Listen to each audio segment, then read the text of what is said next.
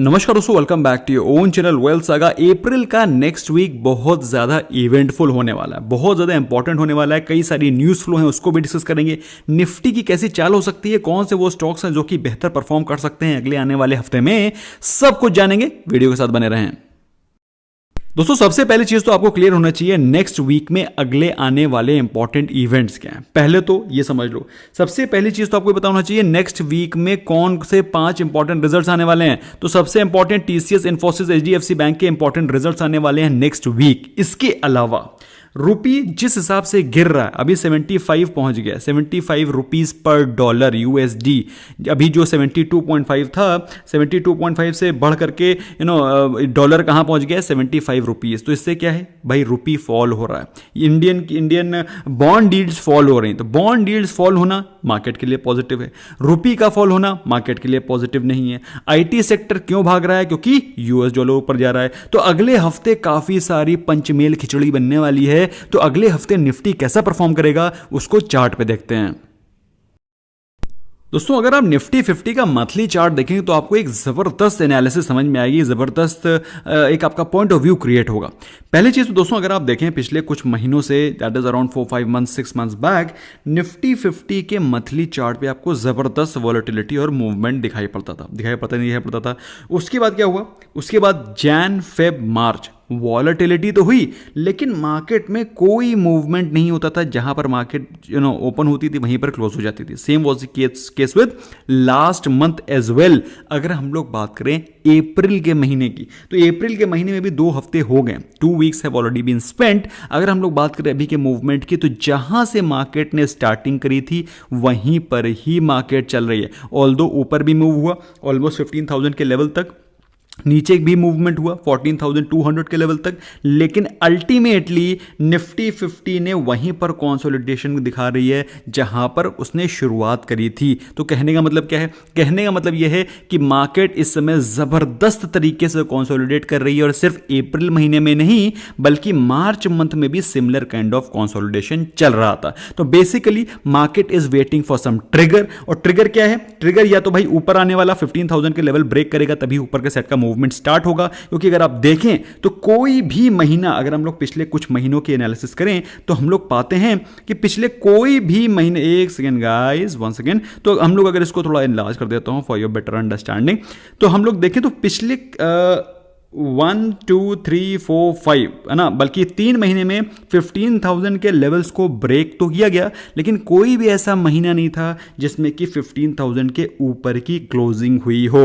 तो कहने का मतलब क्या है, कहने का मतलब यह है 15,000 happens to be a major resistance. जब तक वो ब्रेक नहीं होगा तब तक आप ऊपर की अपसाइड को इट इज कैप्ड।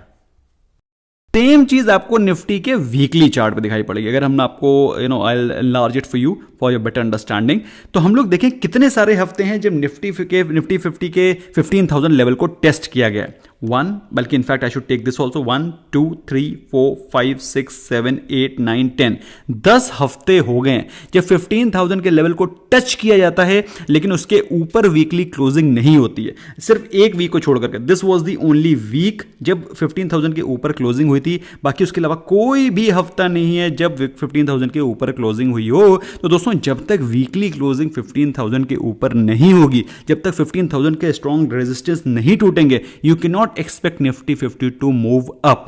अब बात आती है क्या नीचे की तरफ क्रैश आ सकता है। दोस्तों कोई भी ऐसा सिग्नल नहीं है। अगर हम लोग बात करें मंथली चार्ट पे, तो निफ्टी का जो आरएसआई था that was above 70, weekly chart पे देखें तो 60 के ऊपर चल रहा है। तो लॉन्ग टर्म ट्रेंड अभी भी पॉजिटिव है, कंसोलिडेशन चल रहा है। ऐसे में दोस्तों कोई भी गिरावट आती है, you must focus on buying good quality stocks on dips and accumulate them for long term. दोस्तों क्वेश्चन ये आता है कि अगर बाई चांस डिप आएगी तो कितनी बड़ी डिप आ सकती है। सो दोस्तों अगर आपने नोटिस किया हो, ऑब्जर्व किया हो, पिछले कुछ दिनों में एफआईआईज ने भी मार्केट से पैसा निकालना शुरू किया, क्योंकि मार्केट में जिस प्रकार से इंडियन रुपी में फॉल आ रहा है और यूएस डॉलर ऊपर जा रहा है, तो हो सकता है एफआईआईज को इस प्रकार का अंदेशा हो, बल्कि अंदेशा तो होगा ही होगा, आई एम श्योर। बल्कि उनको ये भी लग सकता है कि यार अगर इंडियन रुपी गिर रहा है तो why should we not buy US, why should we not invest in US market या फिर other countries, why should we invest in India. तो दोस्तों ये एक बहुत बड़ा ओवरहैंग है जो कि इंडियन स्टॉक मार्केट पे बना हुआ है। दोस्तों यही रीजन है कि अगर बाई चांस डॉलर स्ट्रांग होता रहा और इंडियन रुपी वीक होता रहा तो आपको एक निफ्टी में सॉलिड क्रैक दिखाई पड़ सकता है। And as I already told you, Nifty can touch 14,000 levels in short term. 14,200 के लेवल्स दोस्तों मैंने आपको पिछले कुछ हफ्तों पहले बताया था, 14,250 के लेवल्स तो टच हो गए थे, लेकिन 14,000 के level Nifty 50 is not able to touch, क्योंकि 14,250 happens to be a very very strong support zone. तो दोस्तों ऐसा है, अगर बाई चांस मार्केट में कोई भी पॉजिटिव या निगेटिव ट्रिगर नहीं आता तो 14,250 से लेकर 15,000 के लेवल्स तक मार्केट कंसोलिडेट होती रहेगी। अभी कंसोलिडेशन का पीरियड लंबा भी हो सकता है डिपेंडिंग अपॉन Q4 अर्निंग्स। अगर अर्निंग्स बेटर देन एक्सपेक्टेशन आती हैं तो फिर आपको अपर साइड मूवमेंट स्टार्ट होगा, ऊपर साइड का मूवमेंट आपको दिखाई पड़ेगा, अदरवाइज आपको मार्केट इसी प्रकार का कंसोलिडेशन दिखाती रहेगी। So we'll keep our fingers crossed कि भाई रुपी 75 तो टच कर गया है, लेकिन कहीं 75 से कहीं ज्यादा इसकी बदतर हालत ना हो जाए, 77, 78, 80 तक ना पहुंच जाए, क्योंकि ऐसा कुछ एनालिस्ट का मानना है कि rupee can even fall to 80 rupees, that is $1 is equals to 80 rupees. So दोस्तों अगर ऐसा होता तो फिर आपको मार्केट में एक अच्छा खासा करेक्शन दिखाई पड़ सकता है। फिलहाल बात करते हैं दोस्तों नेक्स्ट वीक में हमें कौन से स्टॉक्स पे फोकस रखना चाहिए जो कि अच्छा आपको मूवमेंट दे सकते हैं, जो आपको अच्छी वैल्यू पे मिल रहे हैं। Let's focus on them.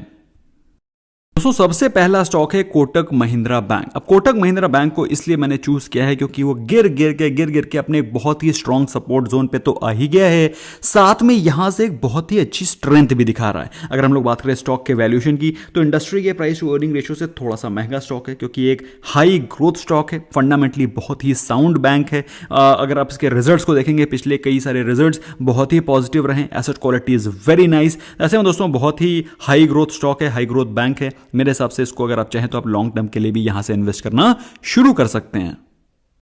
अब वैल्यू बाइंग क्यों ना हो, पिछले एक महीने में स्टॉक करीब 10% के आसपास टूट चुका है। If you talk from its highs, अगर बात करें सेक्टर की तो सेक्टर भी उतना ही गिरा है जितना स्टॉक गिरा है। तो कहने का मतलब क्या है? कहने का मतलब यह है कि ये सेक्टर के साथ गिर रहा है, ये अकेला नहीं गिर रहा है जो इसके फंडामेंटल्स में कोई प्रॉब्लम हो यही गिर रहा हो, सेक्टर ऊपर भाग रहा हो। नहीं, सेक्टर भी गिर रहा है, सेक्टर में करेक्शन आ रहा है तो कोटक महिंद्रा बैंक में करेक्शन आ रहा है। ऐसे में दोस्तों अगर निफ्टी बैंक में बाइंग आती है तो Kotak Mahindra will also rise from its lows. और मेरे हिसाब से दोस्तों यहां से अगर आप देखें तो यू विल ऑब्जर्व कि स्टॉक में यहां से फ्रेश बाइंग आना शुरू हो गई है। चार्ट पे दिखाऊंगा, अच्छे समझ में आएगा। अब बात करते हैं लॉन्ग टर्म में सर परफॉर्मेंस कैसी रही है। तो दोस्तों लॉन्ग टर्म में the stock has performed very very nice as compare to its sector. Sector ने दिए हैं 47-48% के returns in past 3 years, whereas Kotak Mahindra bank has given you 61% returns, जो कि सेक्टर से तो बेहतर है ही, broader indices like Nifty and Sensex से भी बेहतर है। तो इसका मतलब क्या है? इसका मतलब यह है कि लॉन्ग टर्म के लिए एक परफेक्ट बेट है। दोस्तों उसको ऑब्जर्व करेंगे चार्ट पे तो आप पाएंगे कि वो 1800 इनफैक्ट 1750 से 1780 की रेंज में वो काफ़ी दिनों से कंसोलिडेट कर रहा है। I enlarge it for you so that you can comprehend it better. तो आप देख सकते हैं पिछले करीब तकरीबन देखा जाए तो हफ्ते भर से ज़्यादा हो गया है, it's been more than a week और other 10 days the stock has been consolidating in this price range of 1750 to 1780। मतलब 1750 के नीचे जा नहीं रहा है और 1780 को तोड़ नहीं रहा है। लेकिन दोस्तों ये अगर ये तोड़ता है तो मेरे हिसाब से 1900-1950 लेवल्स आपको बहुत जल्दी दिखाई पड़ सकते हैं। और तोड़ने की हालत क्यों दिखाई पड़ रही है? क्योंकि अगर आप देखें इसकी आरएसआई में आपको स्ट्रेंथ दिखाई पड़ रही है, इसमें वॉल्यूम्स में भी इंप्रूवमेंट, धीरे धीरे इंप्रूवमेंट दिखाई पड़ रहा है, बाइंग इमर्ज होती हुई आ रही है। तो यहां से दोस्तों अगर स्टॉक को अगर आप खरीदना शुरू करते हैं, मेरे हिसाब से बहुत ही शानदार वैल्यू बाइंग आप कर रहे हैं। तो दूसरा स्टॉक है गुजरात एल्कली। अब गुजरात एल्कली को मैंने क्यों पिक किया है, इसको मैं अभी आपको समझाऊंगा चार्ट पे। फिलहाल दोस्तों अगर आप इसके वैल्यूएशन के बारे में बात करें तो इंडस्ट्री के प्राइस टू अर्निंग रेशियो से महंगा स्टॉक है। डिविडेंड यील्ड के बारे में बात करें, ऑलमोस्ट 2% की डिविडेंड यील्ड है, जो कि मेरे फिल्टर में फिट बैठती है। 1% के ऊपर के डिविडेंड पेइंग स्टॉक्स को मैं बेहतर मानता हूं and it fits in my criteria.